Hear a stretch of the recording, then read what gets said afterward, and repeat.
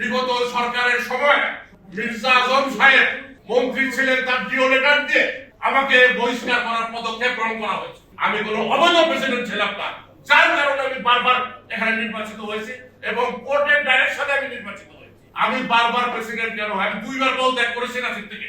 নাসিবের সাধারণ সদস্যরা আমার পদত্যাগ পত্র গ্রহণ করে নাই। এটা আমার কথা না, তাদের জিজ্ঞেস করেন আমি কিভাবে বারবার প্রেসিডেন্ট হলাম। 18 সাল পর্যন্ত টার্ম ছিল, 2টা। 18 সালের বাণিজ্য মন্ত্রণালয়ে অধ্যাদেশে দেখেন সেখানে এই টার্ম উঠিয়ে দেওয়া হয়েছে। বলা হয়েছে সংগঠন তার বার্ষিক সাধারণ সভায় ইজিএম এর মাধ্যমে নির্ধারণ করবে টার্ম।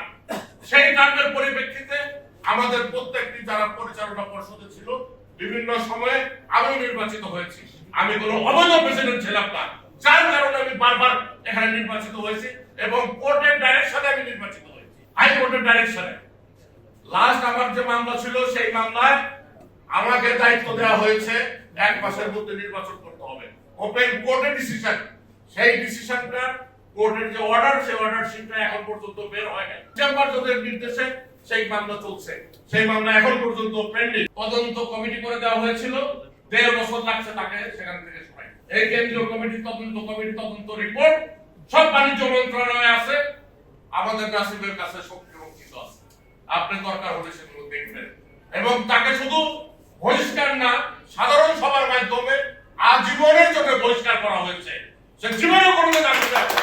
মিস্টার শফিক আজকেও দেখেন কত কিছু লিখেছে, আপনাকে ভয় দেখিয়েছে কালকে যে মামলা করবে, সে কালকে আপনাকে ভয় দেখিয়েছে। সেই ব্যক্তি 4 বছর 5 বছর নাসিবের কোনো চাঁদা প্রদান করে নাই। রাজশাহীর ডিসি এবং জেলা প্রশাসন থেকে চিঠি লেখা হয়েছিল আমার কাছে। আমি যেহেতু আপনি জানেন যে 5টা-6টা রিট চলেছে এই নাসিবকে নিয়ে, আপনি জানেন আমি এখানে রিট করেছিলাম। অন্যায়ভাবে বাণিজ্য মন্ত্রণালয়ের বিধিতে বলা আছে প্রশাসক দিতে পারবে, কিন্তু প্রশাসক দিতে হলে যথাযথ কারণ দর্শাইতে হবে, শুনানি নিতে হবে। উইদাউট শুনানিতে কোনো প্রশাসক বসতে পারবে না, আইনে বলা আছে।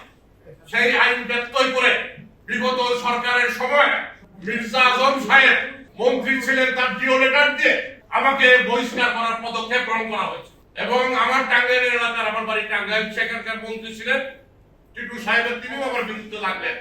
এরা মিলেমিশে উইদাউট সকস আমাকে সরিয়ে প্রশাসক দিয়েছিল, যার কারণে ইজ্জত রক্ষা করার জন্য আমি কোর্টে গিয়েছি। এবং আপনি কোর্টের প্রতিটি যে মামলাগুলো হয়েছে সব মামলায় দেখেন সেখানে আমি সাকসেস হয়েছি। একটা মামলাতেও বাণিজ্য মন্ত্রণালয় জিততে পারে নাই।